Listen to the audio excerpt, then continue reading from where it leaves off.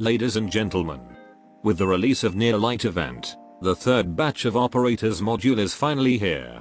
This time, Executor Specialist and Chaincaster got their module upgrade. And now we will see which Operators module you should prioritize to unlock. And if you're unfamiliar with module system, check out the module system introduction video, as well as previous modules review. And without further ado, let's get started. First, let's start with Executor Specialist, or also known as Fast Redeploy Specialist. They are a helpful bunch in this event to illuminate the dark area. Let's see the 4-star first, Goddess of Kisses Gravel. Her module will increase her defensive stats, and refunds a large portion of her DP cost when retreated. The refunds should be at 80% instead of the normal 50% refund. So with her maxes out 10 DP cost with potentials, she will refund 8 DP instead of 5.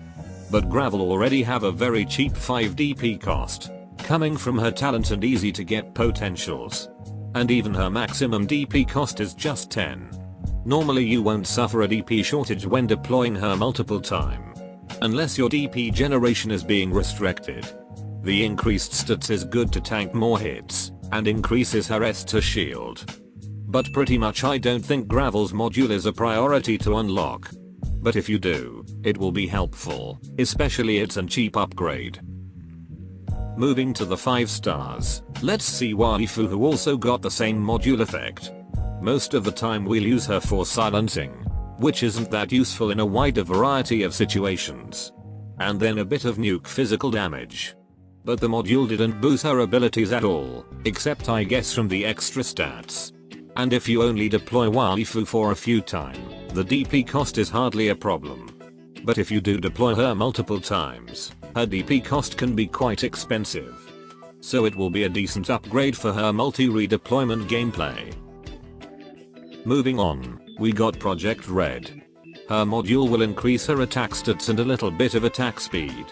Also, if there's no friendly unit in her 4 adjacent tiles, increase her attack by plus 10%.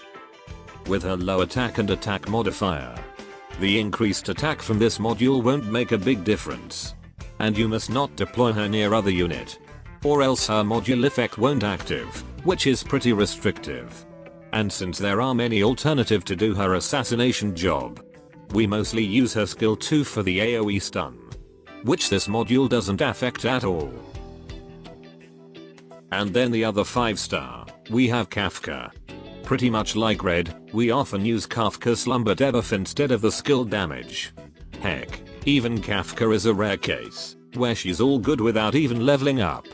But if you use KAFKA for her arts damage, you can unlock her module, and when compared with Red, her damage multiplier is much more bigger. And unlike most fast redeploy or other class operators that deal physical damage, KAFKA's ability to deal arts damage anywhere on the map is still pretty rare. So it's a decent upgrade if you already have her at E2. Unless if you just use her for the slumber effect. Now for the 6-star, we got Phantom. Phantom's module will increase his attack and HP stats, and refund 80% of DP when retreated. This is a very awesome module for him. As a 6-star, Phantom DP cost is pretty big, especially with his clone. Without potentials, he can cost up to 20 DP, which will certainly drain your DP faster. Not to mention his 5 DP cost clone that won't refund any DP. His module will avoid you from a DP shortage when deploying him multiple times. And he also got an attack and max HP boost, which will certainly help him 1v1 enemy. Overall an awesome module for this 6-star executor. Now moving to the Chaincaster. A pretty underperformed archetype on their first release, but received a buff here and there that finally made them pretty decent. First the 4-star, a fresh unit in the Rhodes Island pharmaceutical, Pudding. Pudding is a good, or should I say unique 4-star Chaincaster. By using her skill 2, her attacks can jump between the same enemies multiple times. And surprisingly, her module will remove this archetype main drawback. That is decreasing the attack power when the attack jump to other enemy. By removing that drawback, her DPS will significantly increase. especially if you use her skill to right, normally by targeting 2 enemies in her range. So I'd say Pudding's module is an impactful upgrade for her. Not to mention it's a cheap upgrade since she's a 4-star. But because of her skill 2 requires a good timing and practice. And her average DPS is still low even when compared with Caster in the same rarity. I don't think it will be a priority upgrade, but will surely help her. Next up, the 5-star Lizzie. The Station Mom module will increase her slow effect to 0.8 seconds, which is the same with slower supporter. And each attack jumps will deals only 10% less damage. A great module to make this caster slowing ability more useful. And while the decreased damage decay from each jump to 10% is not as good as Pudding, who literally removes it, the damage after a few jump is still pretty okay, especially considering the slow effect. But this module won't upgrade Lizzie's ability that much. Because there's nothing in her kit that take full advantage of this module. And her skill 2 already removes the jump damage reduction. So when using her skill 2, her module is pretty much useless. And her increased slow from the module isn't that effective either. So I don't think you should prioritize to unlock her module. And the last one on the list. 6-star Chaincaster Passenger. Previously one of the weakest 6-star, because of his low attack and very short slow effect. But after receiving buffs here and there, and finally got his module, I can proudly say he is good now. Passenger's module tray is the same with Lizzie. And gain a good amount of increased attack and attack speed. But Passenger's abilities really work well with his module. His skill 2 can reduce his attack interval to around 1.1 seconds at M3. And increase the maximum number of jumps to 5. Before his buffs, his S2 is considered not good to use. But with his buffs and module, Passenger can now attack more enemies with less damage to caper jumps. And his slow effect can even compete with slower supporter. Thanks to the skill fast attack speed.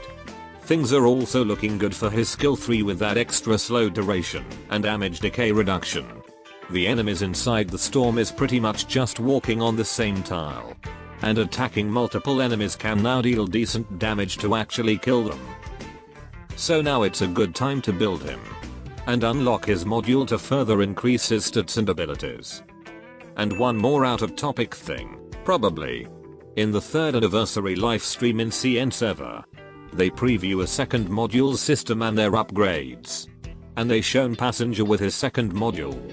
But because it's still not yet released, and we still don't have a detailed information about the new system. Right now let's just focus with his current module, which is definitely a must to have. And there you have it folks, the 3rd batch of Operators module. Like previous reviews, the 6 stars are placed on the top once again.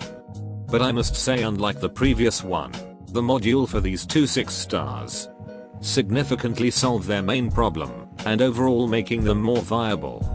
But I think for the lower rarity, they're not yet a priority to unlock. That should be all. Adios.